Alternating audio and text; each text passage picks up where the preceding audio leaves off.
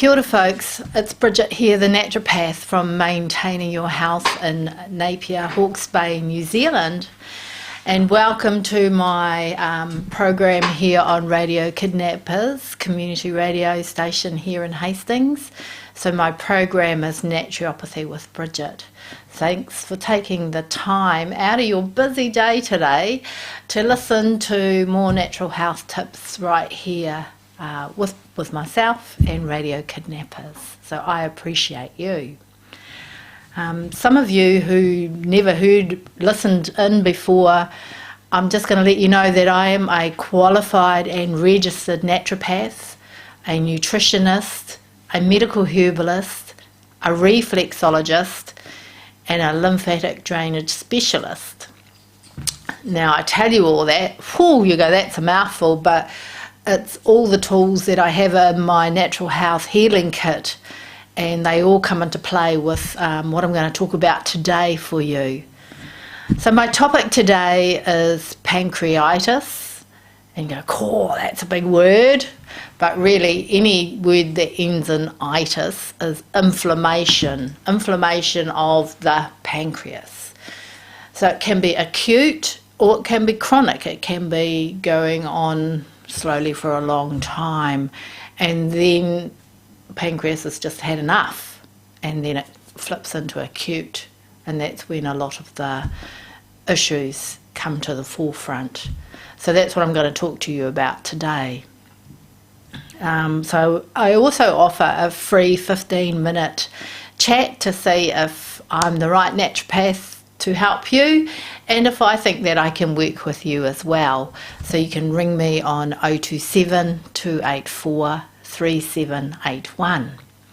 Okay, let's get into it. So the pancreas, right? So the pancreas sits over here, and I don't know if you can see me, I'm pointing under the rib cage on the left hand side. It's this lovely organ. It's an important organ, and it sits behind the stomach as well.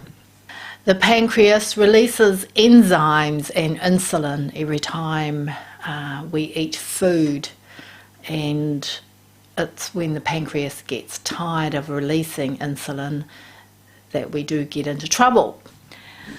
So what are some of the symptoms of a inflamed pancreas or pancreatitis? So you could have fever, you could have nausea, feel like you're wanting to vomit up. You could have weight loss from not eating because it's painful to eat. You can have your stools. Your stools, when you go to have a bowel movement, your stools can look quite fatty or fluffy and floating. Normally they need to sink. So that's what we call steatorrhea, or fatty stools. That tells me a lot about what's going on in your body. And some of my clients get a bit embarrassed, and I go, oh, what's your poo look like? I know that's, you're not supposed to talk about poos, but it really tells me what's going on in your body. And different coloured poos tell me too. So it could be yellow, you go, okay, that's an issue. Or it could be orange, and you go, oh, that's another issue. Or it could look a bit grey. But really, we need your poos to look like a brown. Ken's laughing, but it's true. It's really important. So have a look behind you next time you're on the toilet and check your poos out, because if they're floating, then that's what we call steatorrhea, and there's some malabsorption going on there. Okay, so also pain can be really severe. It can be off the chart. It can be excruciating and core, and you just don't know what hit you. And sometimes that pain refers through to your back as well, round on the flank or where the kidneys are, and that makes your back sore as well. So you think, oh, I've got a sore back, but really, have you got a sore kidney instead? Okay, so you could go to the doctor and absolutely, I would encourage you, first of all, if it's excruciating and it's the middle of the night, ring 111. Go and get it looked at. Go and get it diagnosed. Obviously, I can diagnose you. I am clinical naturopath as well. But, you know, if you feel your life is threatened, please dial 111 or go to the doctor or hospital. They have some good drugs and they can lower that pain fast. Excuse me. I'm going to have a drink. Right, so, okay. So how does this pancreas get out of balance, right? Okay. So it could be genetic. You know, you could have inherited from your mum or dad a weak pancreas. And I see that in folk with diabetes, diabetes 1 or 2, or pre-diabetes. You know, we all inherit some imbalance, and good things, of course, from our parents. But it's the triggers that we feel, that we feed it, that weaken those organs. So I'm going to talk about stress and chronic stress. And you think, yeah, well, how is that related to pancreatitis? But, so, with chronic stress, your adrenals are pumping like this, hard out, pumping. And they're doing their job to help you get through the day. But when they are pumping continuously, it does start to weaken organs in your body, including your adrenals. Now, you may or may not have heard of adrenal fatigue. That's another story, but it is linked into pancreatitis. So when the adrenals are pumping like this, it's signalling to different systems in your body. First of all, it kind of signals to your liver to release glucose, natural glucose in your body, because we need a bit of energy, we need a bit of oomph. And in the caveman days, we needed that extra glucose, that extra adrenaline to help us run away from those saber-toothed tigers that were going to get us, right? So, but in this day and age, we're not really running much from anything, really. So our body is getting glucose into the system.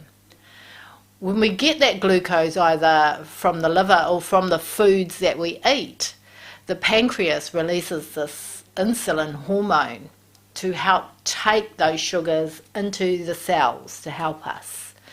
However, if a lot of our cells are already full up of glucose, full up of sugar, but the pancreas it's getting tired, and where's that insulin going to go? It can't go in there. It's just going to float around. Where's it going to go? So that the pancreas gets tired from continuously releasing insulin to match the sugar that's coming in the body, the glucose that's released by the liver, and from what we eat and drink and put in our mouths as well. Are you with me? Are you with me? Right. So it's all linked, right? It's all linked. So we've talked about stress. So the adrenals. So let's talk about the liver, because the liver also plays a big role in pancreatitis, or inflamed pancreas. It plays a role throughout the whole body, but for this instance, let's talk about pancreatitis. So the liver releases bile, and that's stored in the gallbladder. It's like this little pātaka, little storehouse there. Every time we eat, that bile gets released down through into the small intestine to help digest food. So that plays a part, as well as the insulin. If the liver is not healthy and happy, it's not going to do its job at all, and it's overtaxed as well. So I see a liver imbalance a lot with pancreatitis, okay? And also, what else am I going to say? So some things that can also make pancreatitis or inflamed pancreas and liver is alcohol consumption. So alcohol has a lot of sugar in it, as well as also it's quite taxing on the liver. So we need to just be aware of your alcohol consumption. Also sugar, obvious sugars, lollies, ice cream, all the yummy goodies are obvious sugars, but also sugar is found in carbohydrates as well. So white processed foods, carbohydrates, quickly get turned into sugar in the gut. And then, well, that's an overload of sugar, and then the pancreas has got to release its insulin, and it's all go again. So what are these white processed foods? So flour, so white flour, so anything made with flour. So bread, white fluffy bread, that's nice with soup, isn't it? But if your pancreas is inflamed, anything white is not going to help. White rice, white potatoes, cakes, biscuits, white processed food. Not good for you. Gets converted quickly into sugar in the gut. So as a nutritionist, I would give you a well-being plan surrounded, it's all around what they call low glycemic index, that's a big word, glycemic index foods. So those are low GI foods, and these foods are not going to be so inflammatory to your pancreas, to your liver, to your system, and they're going to add more fibre into your diet as well. Okay, how are you going? You're keeping up with the pathology there. I know it's full-on pathology, but it's really important to understand how it's all linked. It's all joined in. And my pathology teacher, she'd just be stoked that I actually get it.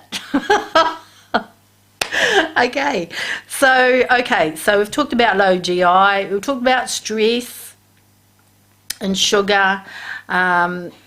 Now when there's liver issues as well, there's also, and there's stress issues, there's also digestion issues in the gut, all right, and bowel issues. So when there's a lot of stress going on, subconsciously inside we squeeze like this, and we squeeze our pukus, we squeeze our stomach, and we squeeze our bowels. So nothing's getting digested because it's all mangled up like that. Nothing's getting digested and nothing's getting processed, and very little is getting absorbed. So that's why I said have a look at your poos. We'll go back to poos here. So do you have food in your poos? Yes, we all have a little bit of corn, maybe. Corn's a good one. But if there are a lot of undigested food in your poos as well, that tells me a story. Yeah, don't be embarrassed. It's okay. It's okay. It's okay. I talk about poos all the time. It's really, really important. Okay. So what can we do about it? How can I help you find balance? Well, first of all, we need to lower that inflammation, and we need to help lower that pain, because you're going to be stressed from the pain, and you're not really going to be able to take much in. So lowering the pain. So as a medical herbalist, I can mix you up a herbal remedy, and this can help the pancreas, help the liver, and help all your systems to lower the pain. Dandelion root. What am I going to give you? Dandelion root. Dandelion root is great. It's a herb that everybody sprays the heck out of, but please don't. It's an amazing herb. Dandelion herb is really great for the liver. It's great for the spleen as well. Excuse me, lots of talking. It's great for the pancreas. It's great to lower cholesterol. It's a slight laxative. It's a diuretic. Why wouldn't we use good old dandelion root? So I put that in the herbal remedy. Now licorice root is really good as well. It's an anti-inflammatory. licorice root is an adaptogen, what we call an adaptogen, to help the adrenal stress. It's an adaptogen herb. It's also a wee laxative, so that's going to move the bowels as well. And it tastes really nice, if you like licorice, that is.